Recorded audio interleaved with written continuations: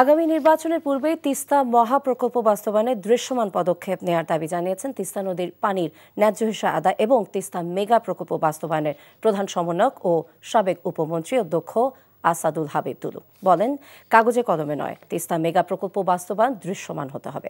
সকালে মানিক মে এভিনিউয়ে লালমনিরহাট জেলা সমিতির আয়োজনে মানববন্ধনে অংশ নিয়ে আসাদুল হাবিব দুলু বলেন, তিস্তা শুধু নদী নয়, দেশের সামগ্রিক পরিবেশ এবং অর্থনীতির চালিকা শক্তি। এতে বিভিন্ন সংগঠনের নেতাকর্মীরা দ্রুতই তিস্তা মহাপরিকল্পনা বাস্তবায়নের প্রেক্ষাপট তুলে ধরেন। মানববন্ধনে তিস্তা নদীর পানির ন্যায্য হিস্যা আদায় এবং তিস্তা মেগা প্রকল্প বাস্তবায়নের উপর তাগিদ দেন সংগঠনটির সভাপতি সহ অন্যান্যরা।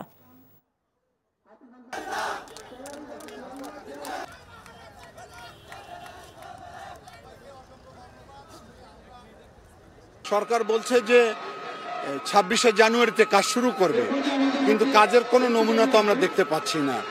আমরা চাচ্ছি যে সামনে যে নির্বাচনের আগেই, অর্থাৎ তফসিল দেওয়ার আগেই সরকার আনুষ্ঠানিকতা মধ্য দিয়ে কাজটা শুভ উদ্বোধন ঘোষণা করলেই তিস্তা পরের 2 কোটি মানুষ আশ্বস্ত হতে পারে।